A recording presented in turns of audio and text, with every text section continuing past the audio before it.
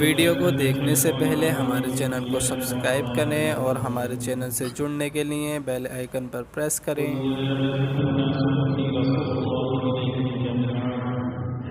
إلى آخر الآية صدق الله وكان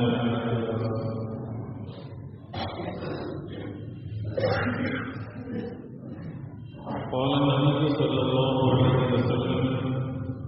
المسلم من سلم المسلمون من لسانه ويده أو كما قال عليه الصلاة والسلام.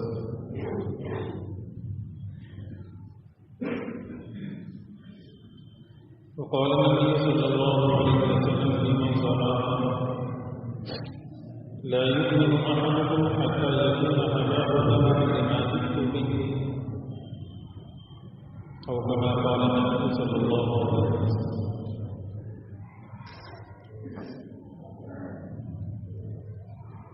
حاضرین گرامی قدر،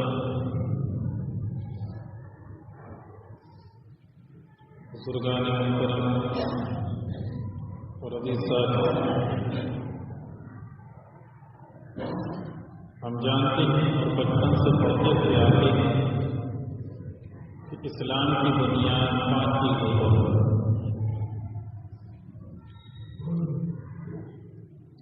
ابتداءً ہی بچوں کو یہ سبق پڑھایا جاتا ہے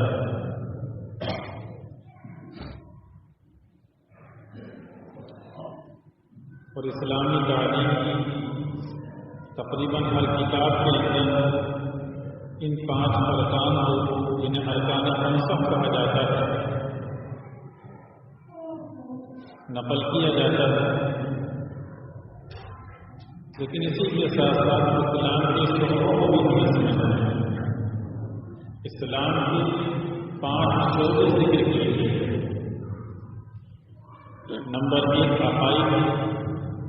یعنی اللہ کو ایک ماننا، اس کی کتابوں پر ایمان لانا، فرشتوں پر ایمان رکھنا، اللہ کے پیغمبروں کو پڑھ جانا، قیامت کے دن پر یقین کرنا، اچھی بری تقدیر پر ایمان لانا، یہ تمام چیزیں عقائد کے اندر شامل ہیں۔ دوسری چیز ہوتی ہے جب دوسرا شعبہ ہے عبادات جیسے نماز،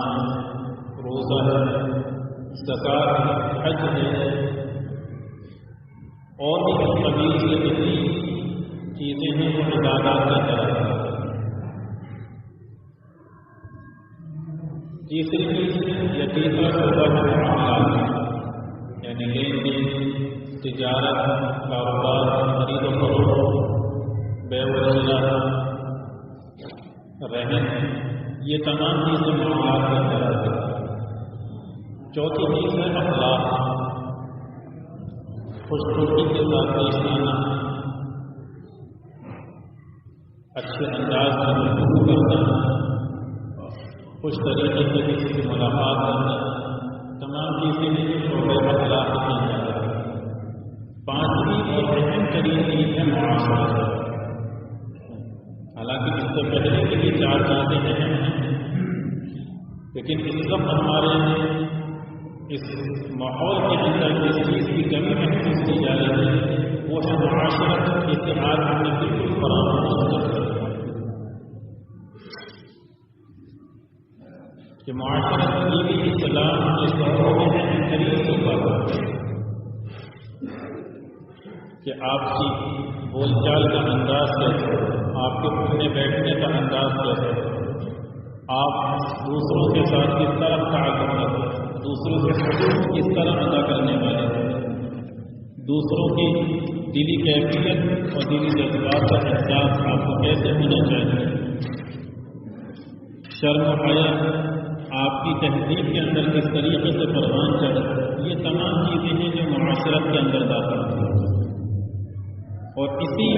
شعبے کے اندر اس وقت ہماری تہذیب میں بہت بڑی کمی محسوس کی جا رہی ہے کہ ہم اسلام کے 5ویں شعبے یعنی معاشرتی شعبے کو بالکل فراموش کر بیٹھے۔ اسلام کبھی بھی اس بات کا سبق نہیں دیتا کہ آپ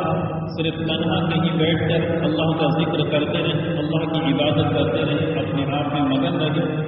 اپنے آپ اپنی ذات تک اپنے آپ کو محدود کر لیں، یہ اسلامی نظام نہیں ہے۔ اسلام میں ہمیشہ ایک اجتماعی نظام نہیں ہے۔ اسلام نے سب سے پہلے جو توحید کے بعد سبق دیا ہے، رسالت اور قیامت یعنی عقائد کے بعد جو سب سے زیادہ اسلام تیزی سے متوجہ ہوا ہے وہ معاشرت کی تہذیب ہے۔ آپ دیکھیں کہ جس وقت حبشہ کے بادشاہ نجاشی کے سامنے جعفر طیار رضی اللہ تعالیٰ نے تقریر فرمائی ہے، اس میں ابتدائی لائنیں تو توحید کی سبق دیتی ہوئی نظر آتی ہیں، لیکن اس کے بعد جو آپ نے فوراً اسلام کا خاکہ پیش کیا ہے اور اسلام کی تصویر کشی کی ہے، وہ مکمل طریقے سے اسلامی معاشرت کو بتلاتی ہوئی نظر آتی ہے کہ ہم قطع رحمی کیا کرتے تھے، ہمارے پاس وہ پیغمبران جنہوں نے صلہ رحمی کا حکم دیا، ہم ایک دوسرے سے حقوق کی پامالی کرتے تھے، ہمارے پاس وہ پیغمبران جنہوں نے ہمیں حق کی ادائیگی کی تعلیم دی، ہم خیانت کیا کرتے تھے، ہم جھوٹ بولا کرتے تھے، ہم مسافروں کو لوٹ لیا کرتے تھے، ہم شرم و حیا سے عاری تھے، ہمیں تہذیب تمدن سے واقف نہیں تھے، لیکن ہمارے درمیان ایسے پیغمبران جنہوں نے ان تمام بنیادی چیزوں کی طرف ہمیں متوجہ فرمایا ہے۔ تو جعفر طیار رضی اللہ تعالیٰ کی یہ تقریر نشاندہی کرتی ہے کہ توحید یعنی اللہ کے اقرار کے بعد اگر ہمیں سب سے زیادہ تیزی کے بعد متوجہ ہونا ہے، رسالت اور قیامت بھی اسی کے ذیل میں داخل ہے، وہ ہے ہمارا معاشرتی نظام۔ اگر معاشرتی نظام پر آپ کنٹرول کر چکے ہیں، اس پر آپ کا قابو ہے، تو یقیناً آپ کامیابی کی طرف بڑھ رہے ہیں، اور اگر اس کی طرف آپ کے قدم بہک رہے ہیں، کتنی ہی اچھی اور شاندار طریقے سے عبادتیں انجام دے لیجیے، لیکن آپ کے قدم صحیح سمت میں نہیں ہوتے۔ یہ تو وجہ ہے کہ اللہ کے رسول علیہ السلام نے ارشاد فرمایا المسلم من سلم المسلمون من لسانه ويده، کہ مسلمان کہلائے جانے کا مستحق وہی شخص ہے کہ جس کی زبان سے اور جس کے ہاتھ سے دوسرے مسلمان محفوظ ہوتے ہیں۔ المسلم اخو المسلم، ایک مسلمان دوسرے مسلمان کا بھائی ہے۔ المؤمن للمؤمن کالبنیان، ایک مومن دوسرے مومن کے لیے عمارت کی تعمیر کی طرح۔ قرآن کا سبق انما المؤمنون اخوہ، بلکہ سورہ حجرات مکمل طریقے سے دور اس کے اندر ذکر کیا گیا، وہ سب کے سب معاشرت کو بتلاتے ہوئے نظر آتے ہیں۔ یا ایھا الذین آمنوا لا یسخر قوم من قوم، یا ایھا الذین آمنوا اجتنبوا کثیرا من الظن، یہ جتنی بھی آیات ہیں ان سب کے اندر اگر ہمیں سبق ملتا ہے تو یہی کہ ہم اپنی معاشرت کی طرف توجہ دیں۔ اب اللہ کے رسول کے اس پیغام کو ذرا ہم اپنے اس ماحول کے اوپر فٹ کرتے ہوئے دیکھیں، کیسے زبانوں کی تیر، کیسے طعن و تشبیہ، کیسے زبان کا غلط استعمال، جھوٹ، غیبت، غلطوریاں اور بھی نامعلوم کیسے کیسے غلط اس زبان کا استعمال ہے۔ اس کو بھولے کہ اللہ رب العزت جس نے اس زبان کو گویائی عطا فرمائی ہے وہ اس بات کے اوپر بھی قادر ہے کہ ذرا سا فارغ آ جائے، اب یہ زبان قدرت کے باوجود بھی حرکت نہیں کر سکتی۔ زبان پر چند چھالے نکل آئے، بولنے کی طبیعت نہیں چاہتی، گلا خشک ہو جائے تو انسان کی طبیعت بے چین ہوتی ہے، سامنے والا کتنی ہی اچھی باتیں کیوں نہ کر رہا ہو، کتنی ہی خوش مزاجی سے پیش آ رہا ہو، لیکن اس کی طبیعت بالکل نہیں کرتی کہ اس سے ہم کلام کر سکیں۔ کیوں؟ کیونکہ زبان کے چند بول بھی ایسے ہوتے ہیں جو سامنے والے کو بھلا کر رکھتے ہیں۔ مفتی شفیع رحمہ اللہ واقعہ نقل فرماتے ہیں، ایک صاحب کا گھر کے اندر جانا ہوا، دیکھا ساس اور بہو میں بہت تیزی کے ساتھ لڑائی ہوئی اور بہو کی زبان رک نہیں رہی، مغلظات ساس کے لیے بہت بری طریقے سے بکی جا رہی ہے۔ آخر میں ساس سے پوچھ لیا کیا بات ہے، یہ بہو اتنی ناراض کیوں ہے؟ تو ساس کہنے لگی میں نے کچھ کہا نہیں، صرف دو بول بولے ہیں، اس پر یہ ناچی ناچی کی گئی۔ کہتے میں نے پوچھا آخر ایسے کون سے دو بول بول دیے؟ تو ساس کہنے لگی میں نے صرف اس سے اتنا ہی کہا ہے کہ تیرا باپ میرا غلام اور تیری ماں میری باندھی۔ اب کہنے کو تو یہ دو بول ہے، لیکن ظاہر سی بات ہے کہ ایسے نہیں کہ سامنے والے سے برداشت نہیں کر سکتے۔ اس لیے اللہ کے رسول علیہ السلام نے ہمیں یہی نصیحت دی ہے کہ زبان سے اپنی اور دوسری چیز ہے اپنے ہاتھ سے سامنے والے کو محفوظ کرنا۔ حضرت تھانوی رحمہ اللہ ان کے بارے میں نقل کیا جاتا ہے کہ ان کے خانقاہ کے اندر ایک صاحب تھے جو پورا نظام دیکھا کرتے تھے۔ اب اسی نظام دیکھنے میں اگر کوئی مرید یا تربیت کے لیے آنے والا کوئی شخص کوئی غلطی کرتا تو وہ اس کو بہت زیادہ کرنے لگے، حتیٰ کہ ڈانٹ ڈپٹ بھی ہونے لگی۔ حضرت تھانوی رحمہ اللہ کے پاس اطلاع پہنچائی گئی کہ آپ کے یہ مرید جن کے پاس یہ نظام ہے یہ زیادہ لوگوں پر سختی کرنے لگے۔ آپ نے انہیں طلب فرمایا اور تنبیہ فرمائی کہ سننے میں یہ آیا ہے تم لوگوں کے ساتھ اس طریقے کے معاملات کر رہے ہو، سختی زیادہ کر رہے ہو، ڈانٹ ڈپٹ بھی کر رہے ہو، تمہیں ان کے اوپر حاکم نہیں بنایا گیا ہے، تم صرف ذمہ دار اور نگرانی کرنے والے ہو۔ دو چار باتیں کہیں تو فوراً وہ صاحب کہنے لگے جنہیں ذمہ دار بنایا گیا تھا کہ جھوٹ نہ بولیے، اللہ سے ڈرے۔ یعنی اپنے شیخ اپنے مربی سے اپنے استاد سے یہ کہہ رہے ہیں کہ اللہ سے ڈریے، جھوٹ نہ بولیے۔ حالانکہ کیا استاد جھوٹ بولے گے؟ لیکن یہ سننا تھا کہ حضرت تھانوی فوراً خاموش ہو گئے، چند بار استغفار پڑھا اور اس کے بعد وہاں سے چل گئے۔ بقیہ مریدین حیرت زدہ کہ ہونا تو یہ چاہیے تھا کہ ڈانٹ اور زیادہ پڑ جاتی صاحب کے اوپر، لیکن اس کے برخلاف دیکھنے میں یہ آیا کہ آپ خود استغفار پڑھتے ہوئے چلے۔ تو بعد میں ملاقات کی اور آپ سے اس کی وجہ پوچھی تو فرمایا کہ بات یہ ہے کہ جس وقت انہوں نے مجھ سے یہ کہا کہ اللہ سے ڈریے تو فوراً میرے ذہن میں یہ بات آئی کہ بات ان کی صحیح ہے۔ میں نے ایک ہی طرف کی بات سنی تھی جو ان کے پاس شکوے شکایتیں دوسروں کی طرف کی گئی تھی، مجھے چاہیے یہ تھا کہ پہلے اس سے تحقیق کرتا اس کے بعد انہیں تنبیہ کرتا تاکہ صحیح صورتحال سامنے آئے۔ میں نے دوسری طرف تحقیق کیے بغیر انہیں ڈانٹنا شروع کر دیا، گویا کہ لفظش میری ہی ہے، اس لیے میں وہاں سے استغفار پڑھتا ہوا ہو گیا۔ تو یہ بہت اعلیٰ درجے کی بات ہے کہ دوسرے کی ذرا سی زبان سے نکلے ہوئے الفاظ کو اپنی عبرت اور نصیحت اور اپنی آخرت کی سنوارنے کا ذریعہ بنانا۔ یہی وجہ ہے کہ ہمیں بار بار حکم دیا گیا ہے یا ایھا الذین آمنوا اتقوا اللہ وقولوا قولا سدیدا وکونوا مع الصادقین کے ذریعے سے کہ درست بات بولو، سچوں کے ساتھ رہو،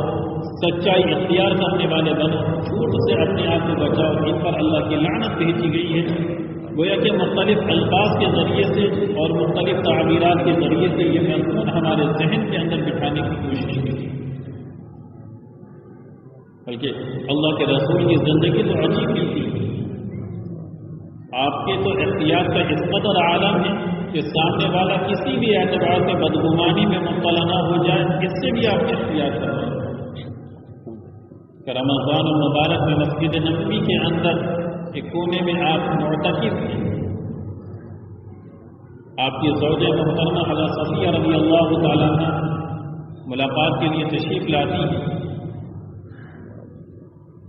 تھوڑی دیر بیٹھنے کے بعد جب چلنے لگتی ہیں تو آپ نے دروازے تک کھولنے کے لیے آئے۔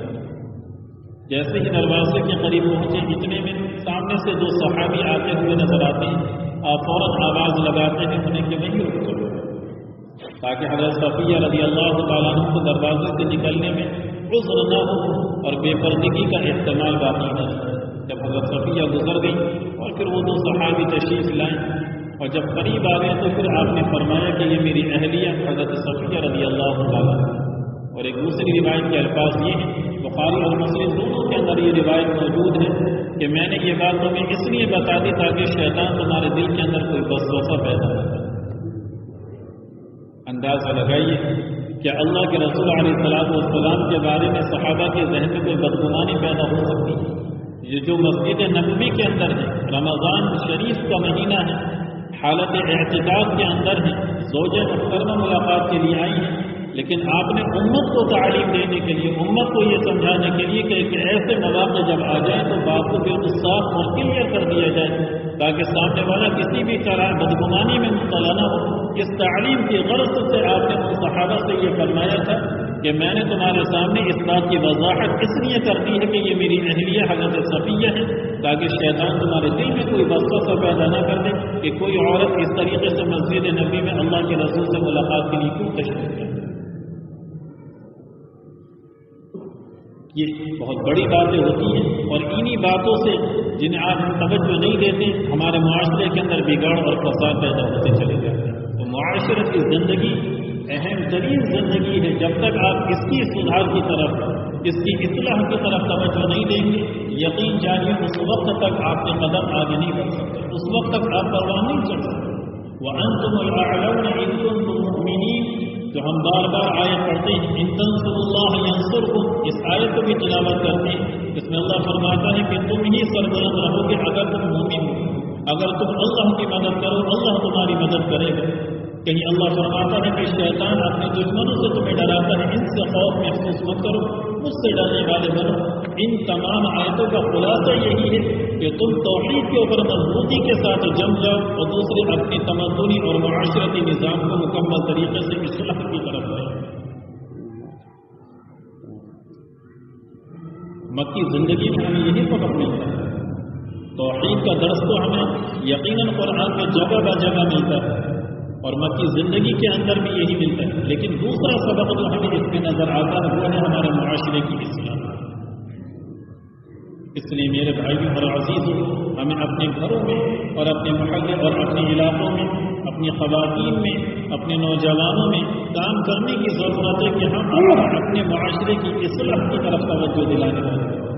ہر جمعے میں یہ آیت آپ کے سامنے خطبے میں پڑھی جاتی ہے، ان اللہ یأمر بالعدل والاحسان وایتاء ذی القربى، کہ اللہ تعالیٰ تمہیں حکم دیتا ہے عدل انصاف کرنے کا، والاحسان اور احسان کرنے کا، وایتاء ذی القربى رشتہ داروں کے ساتھ حسن سلوک کرنے کا، ان کے حق کو ادا کرنے کا، ویأمرکم بالفحشاء اور تمہیں منع کرتا ہے کہ بے حیائی کی باتوں کو تم انجام دو، والمنکر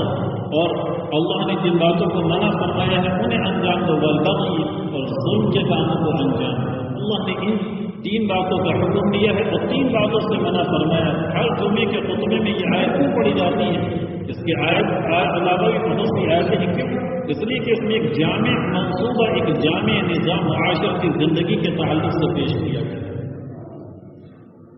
کہ جب تمہارے ماحول اور معاشرے کے اندر عدل قائم ہو جائے گا، انصاف قائم ہو جائے گا، ہر شخص اپنی ذات کے اعتبار سے بھی اور اجتماعی اعتبار سے بھی انصاف کرنے والا بن جائے، کہ اپنے ماں باپ کے ساتھ، اپنی اولاد کے ساتھ، اپنے دوستوں کے ساتھ، اپنے رشتہ داروں کے ساتھ، سب کے ساتھ انصاف کا معاملہ کرے، کاروبار میں انصاف ہو، تجارت میں انصاف ہو، مارکیٹ کے اندر انصاف ہو، لین دین کے اندر انصاف ہو، بے ایمانی سے بچا جائے، خرافات سے بچا جائے، دوسرے کا مال ہڑپنے سے بچا جائے۔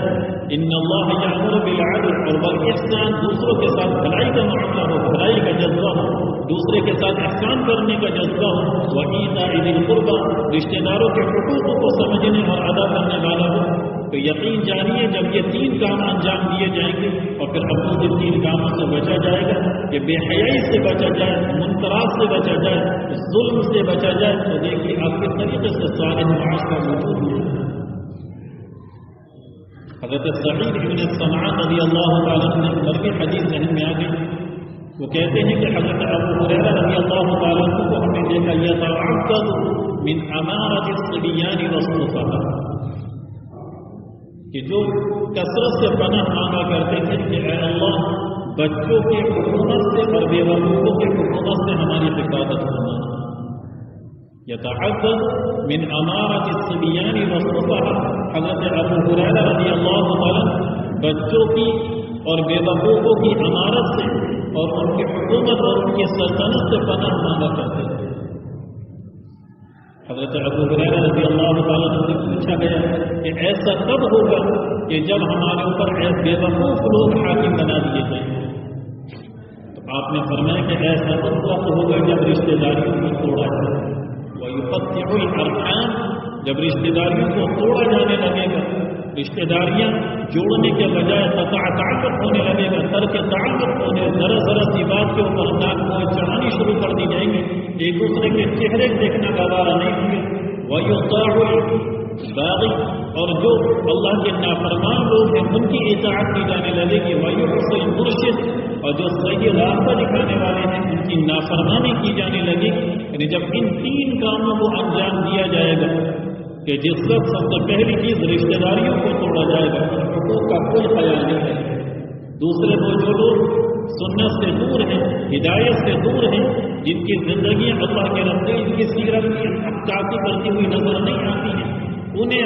رہبر اور انہیں مرشد تسلیم کر لیا جائے گا، انہی کے راستے پر چلا جائے گا، انہی کے رسم و رواج کو پڑھا جائے گا، انہی کے طریقے کی اتباع کی جائے گی، انہی کی پیروی کی جائے گی، انہی کے کلچر اور انہی کے تہذیب کو اپنا لیا جائے گا۔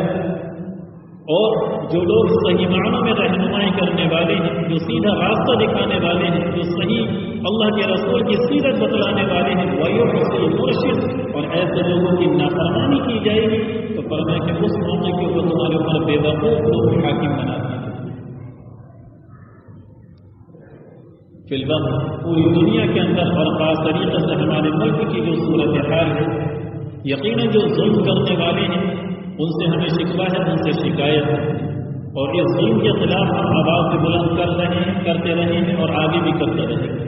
قربانیاں ہم نے اس سے پہلے بھی دی ہیں، اب بھی ضرورت پڑی اب بھی دے رہے ہیں، اور آئندہ کبھی بھی ضرورت پڑی ہے تو قربانیاں اسی طریقے سے پیش کرتے رہیں گے۔ نہ اس میں ہمارے بچے پیچھے نظر آئیں گے، نہ خواتین نظر آئیں گے پیچھے، نہ ہمارے نوجوان پیچھے نظر آئیں گے، نہ ہمارے بزرگ پیچھے نظر آئیں گے۔ جس سیسا پگھلائی ہوئی دیوار کو کبھی ان غیروں نے کتابوں کے اندر پڑھا تھا، انشاءاللہ بڑی آگے انہیں سڑکوں کے اوپر، وہیں انہیں گراؤنڈ کے اوپر، وہیں میدانوں کے اندر سنت نظر آئے گی۔ لیکن اسی کے ساتھ ساتھ سوچنے کی اور فکر کرنے کی بات یہ ہے کہ آخر ایسے بے وقوفوں کو جنہیں حکومت کا کوئی سلیقہ نہیں، جو حکومت کے طرز سے واقف نہیں، جو یہ نہیں جانتے کہ حکومت کس انداز میں کی جاتی ہے، کس طرح کی جاتی ہے، یہ ہمارے اوپر حاکم کیوں بنا ہے؟ حضرت ابو ہریرہ رضی اللہ تعالیٰ عنہ کی یہ حدیث صحیح طور پر عکاسی کرتی ہے کہ آج مسلم معاشرے کے اندر جتنا زیادہ رشتہ داریوں کو توڑا جا رہا ہے، جتنا زیادہ قطع تعلق اختیار کیا جاتا ہے، جتنا زیادہ ترک تعلق اختیار کیا جاتا ہے، شادی بیاہ کے موقع پر شاید کوئی خاندان اور کوئی قبیلہ، کوئی گھر ایسا ہوتا ہو جہاں اس طرح کی باتیں ہمارے سامنے نہ آتی کہ چچا ناراض ہیں یا ماموں ناراض ہیں یا بھائی بہنوں میں ناراضگی یا بہنوں صاحب ناراض ہیں، وہ شادی میں شرکت کے لیے تیار نہیں ہے، انہیں کیسے بنایا جائے، کسے بیچ میں ڈالا جائے، کس کے ذریعے سے ذہن شادی کرائی جائے۔ ہر گھر کے اندر، ہر محلے کے یہی صورتحال نظر آتی ہے۔ آپ چاہیں تو اپنی سرائے بستی کو اٹھا کر دیں کہ نہ تو ہم خوشیوں میں شریک ہونے کو تیار ہیں اور نہ ہی غم کا کوئی موقع آ جائے، نہ اس وغیرہ اس کی شرکت کے لیے تیار ہے۔ جب اللہ کی نافرمانیوں کو اس انداز میں انجام دیا جا رہا ہے کہ ہم ایک دوسرے کی شکلیں دیکھنے کے روا نہیں، ایک دوسرے کے ساتھ ہمدردی کے جذبات نہیں، ایک دوسرے کی خوشی اور غم میں شریک ہونے کے لیے تیار نہیں، رشتہ داریاں توڑ کر اللہ کی لعنتوں کے حقدار ہو رہی ہیں، اللہ کی رحمت سے دور کیے جا رہے ہیں، اور دوسری طرف وہ لوگ جنہیں ہمیں فالو نہیں کرنا ہے، اور وہ کسی بھی طبقے سے تعلق رکھتے ہیں، خاص طریقے سے جو کفریہ طبقہ ہے اور جو فلم لائن سے متعلق طبقہ ہے، اس تیزی کے ساتھ ان کی پیروی کی جائے کہ ہمارا نوجوان بال رکھے گا ویسے جیسے اس نے فلموں کے اندر کپڑے پہنے کا اس انداز کے، جس انداز میں اس نے ناٹک اور سیریلوں کے اندر دیکھے۔ ماں بہنوں کی صورتحال یہ ہے کہ بچوں کے نام تک وہ رکھے جا رہے ہیں جن ناموں کو انہوں نے سیریل کے اندر دیکھ لیا کہ جن ناموں کے کوئی معنی اور مفہوم نہیں، بلکہ وہ نام جو غیروں سے منتقل ہو کر مسلمانوں کے اندر رکھے جانے لگے ہیں۔ یہ تمام کی تمام وہی باتیں ہیں کہ جب نافرمان لوگوں کی اطاعت کی جائے اور وہ لوگ جو صراح حق کی طرف دعوت دینے والے ہیں انہیں بیکورڈ طبقہ بتایا جاتا ہے، انہیں پسماندہ بتایا جاتا ہے، انہیں کہا جاتا ہے یہ کون سی باتیں کر رہی ہیں اس زمانے کے اندر، میرا عزیز و باتیں ہر زمانے میں قیامت تک اگر کی جائیں گی تو وہ اللہ کے رسول علیہ السلام کے زمانے کی، خاص زمانے کو کتنی ہی پرانی، کتنی ہی قدیم اور کتنی ہی خراب کیوں نہ لگے، کیونکہ اللہ نے اگر ہمارے لیے کامیابی رکھی ہے تو اللہ نے اپنے رسول جناب محمد رسول اللہ صلی اللہ علیہ وسلم کی اطاعت اور آپ کی پیروی کے اندر۔ اس لیے اگر ہم چاہتے ہیں کہ ان حالات کو بدلیں، ہماری خواہش اور تمنا یہ ہے کہ ملک کی صورتحال بدلے، ہمارے اوپر جو ظلم و ستم ہو رہے ہیں اور بے وقوف قسم کے لوگ ہمارے اوپر ہمارا مسلط ہو چکے ہیں، ان سے ہمیں نجات مل جائے تو کم سے کم آج کا سبق ہمارے سامنے حضرت ابو ہریرہ رضی اللہ تعالیٰ عنہ کا یہ بھی ہے کہ خدا کے واسطے اگر ہم میں سے کسی کے درمیان رشتہ داری ٹوٹ چکی ہے، ٹوٹ چکی ہیں، قطع تعلق ہو چکا ہے، اپنے آپ کو تھوڑا نیچا کر لیجیے، اپنے آپ کو دبا لیجیے۔ آپ کو لگتا ہو کہ سامنے والے کا ظلم ہے، بیادبی سامنے والے کی ہے، لیکن اللہ کے رسول علیہ السلام کی اس حدیث کو کہ جو شخص اللہ کے لیے تواضع اختیار کرے گا، اللہ کے لیے جھکے گا، اللہ رب العزت اس کو بلندی عطا فرمائے گا۔ اس حدیث کو مد نظر رکھتے ہوئے آپ پہل کر لیجیے، آپ قدم آگے بڑھائیے، رشتہ داروں کو جوڑیے اور دوسرے ان لوگوں کو اپنا فالوور، اپنا رہنما مانیے جو صحیح طریقے سے آپ کو کتاب و سنت کی تعلیم دے رہے ہیں۔ جو لوگ کتاب و سنت کی تعلیم نہیں دے رہے، جو لوگ آپ کی تہذیب کو، آپ کے تمدن کو، آپ کے کلچر کو، آپ کے معاشرے کو تباہ کرنے کا باعث بن رہے ہیں، خدا کے واسطے ان لوگوں سے اور ان کی پیروی سے اپنے آپ کو اور اپنی نسلوں کو بچانے کا سامان کریں۔ کیوں؟ اس لیے کہ ہدایت اس زمانے میں ہمارا نوجوان ممبروں سے تلاش نہیں کر رہا، وہ مصلوں سے ہدایت نہیں ڈھونڈ رہا، وہ قرآن اور سنت سے ہدایت نہیں ڈھونڈ رہا، اسے ہدایت اللہ کے رسول علیہ السلام کے قدموں میں نظر نہیں آ رہی، اسے ہدایت اللہ کے پیغام کے اندر نظر نہیں آ رہی، اسے ہدایت اللہ کے ہدایت نامے میں نظر نہیں آ رہی۔ اسے اگر ہدایت کہیں نظر آ رہی ہے تو وہ دوسروں کی نقالی کے اندر نظر آ رہی ہے، اسے اگر رہنمائی کہیں مل رہی ہے تو وہ کافروں کے طرف معاشرت کے اندر مل رہی ہے، اسے اپنی سربلندی اگر کہیں نظر آ رہی ہے تو وہ کافروں کی طرز طریقے کے اندر نظر آ رہی ہے۔ حالانکہ اللہ نے کامیابی اگر ہمارے لیے رکھی ہے تو وہ اپنے اس دین کے اندر۔ یہ آخری جملہ کہہ کر بات ختم کرنی ہے۔ اس سے پہلے بھی بارہا آپ کے سامنے یہ جملہ کہا گیا، حضرت عمر رضی اللہ تعالیٰ نے جو صاف فرمایا تھا کہ اللہ تعالیٰ نے ہمیں عزت اس دین کی بدولت دی ہے، جب بھی ہم اس عزت کو اس دین کے علاوہ کسی دوسرے طریقے میں تلاش کرنے کی کوشش کریں گے، خدا کی قسم ہمیں ذلت کے علاوہ کسی چیز کا سامنا نہیں کرنا۔ ذلت بھی مقدر آئے گی۔ اللہ نے عزت رکھی ہے اس دین کے اندر، اس دین سے وابستہ ہوں، دین سے جڑے، نماز کی پابندیاں کر لیں۔ خدا کتنا کہا جا رہا ہے اللہ کے بندو، اللہ کے واسطے نمازوں کی طرف آنے والے بن کر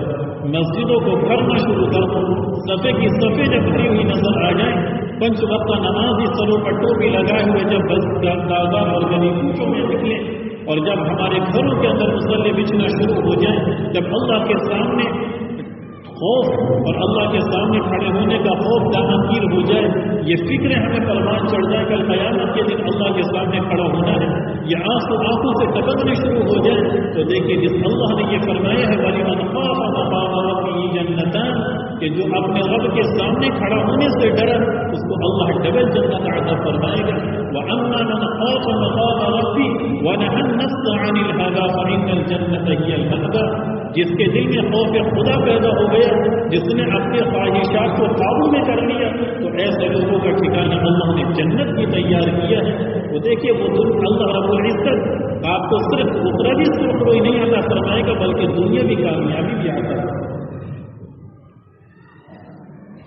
آپ کو جو دین دیا گیا ہے یہ صرف اخروی کامیابی کا ہی طلبگار نہیں ہے۔ اگر صرف اتنا ہوگا تو اللہ کے رسول صرف عبادت سمجھانے کے بعد ختم ہو جائے کہ تمہیں نمازیں پڑھنی ہے، روزے رکھنے ہیں، زکات دینی ہے، حج کرنا ہے، اللہ کا ذکر کرنا ہے، صدقہ اور خیرات کرنا ہے، بات ختم ہو جائے۔ لیکن اللہ کے رسول علیہ السلام کی زندگی ہمیں بتاتی ہے کہ آپ میدان عمل میں آئے، 17 جنگ خود نفس نفیس اللہ کے رسول علیہ السلام نے لڑی، 80 جنگ اللہ کے رسول کے زمانے میں صحابہ نے لڑی ہے۔ اگر صرف دعاؤں پر اکتفا کرنا کافی ہوتا تو کیا اللہ کے رسول سے بڑھ کر کوئی ہستی ایسی ہے جس کی دعائیں اللہ کو کوئی نہ سنتی؟ اگر صرف دعائیں ہی کافی ہوتی تو صحابہ کرام جیسی مقدس جماعت موجود تھی، دعا کرتے کافی ہو جاتا، لیکن میدان بدر کے اندر بھی نظر آتے ہیں، غزوہ احد میں بھی نظر آتے ہیں، خندق کھودتے ہوئے بھی نظر آتے ہیں، تبوک کا لمبا سفر کرتے ہوئے بھی نظر آتے ہیں، یرموک کی لڑائی میں بھی نظر آتے ہیں، حنین میں بھی نظر آتے ہیں۔ کون سا ایسا موقع ہے جہاں پر اللہ کے رسول اور صحابہ نظر نہیں آئے ہیں؟ ہر موقع پر وہ آگے بڑھے ہیں، میدان عمل کے اندر بھی آئے ہیں، اللہ کی عبادت بھی کی ہے۔ اس سے سبق یہ ملتا ہے، اس لیے ہم جو دعا دی گئی ہے ربنا آتنا فی الدنیا حسنہ وفی الآخرۃ حسنہ وقنا عذاب النار، اس میں آخرت کی بھلائی بعد میں مانگی گئی ہے، پہلے دنیا کی بھلائی مانگی۔ خود آپ نے فرمایا کہ اے عبدو میں وہ کلمہ لے کر آیا ہوں کہ اگر تم اس کلمے کو قبول کر لو گے تو یہ دنیا بھی تمہارے زیر اطاعت آ جائے گی اور اخروی کامیابی بھی تمہیں ملے گی۔ آخرت کی کامیابی کو بعد میں آپ نے ذکر کیا ہے، دنیاوی حکومت اور دنیاوی سلطنت کو پہلے بیان کرنا ہے۔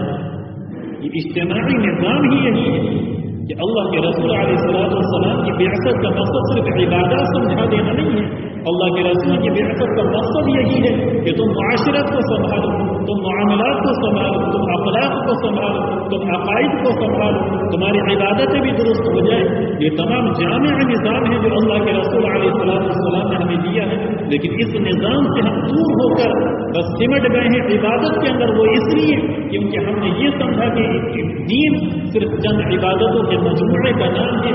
دین چند عبادتوں کے مجموعے کا نام نہیں ہے۔ دین اسی کے ساتھ ساتھ معاشرت کو بھی سنبھالنا ہے، معاملات کو بھی سنبھالنا ہے، اخلاق اور کردار کو بھی سنبھالنا ہے، اپنے دل کے اندر بے جگری بھی پیدا کرنی ہے، میدان کے اندر سرخرو ہونے اور اعلاء کلمت اللہ کے لیے قربانیاں دینے کے جذبات بھی دلوں کے اندر پیدا کرنا ہے، موت سے خوف اسے بھی دلوں سے نکالنا ہے۔ اللہ رب العزت نے جو پیغام ہمیں دیا ہے اس پیغام کو اپنے سینے کے اندر لگا کر اپنے معاشرے میں لے کر چلنا ہے۔ اگر ان باتوں کے اوپر ہم آ جائیں تو آپ دیکھیے کہ صرف چند لمحات ہوں گے جو ہمارے اس ماحول کو تبدیل کرنے والے۔ اللہ تعالیٰ ان باتوں پر ہم سب کو عمل کی توفیق نصیب فرمائے۔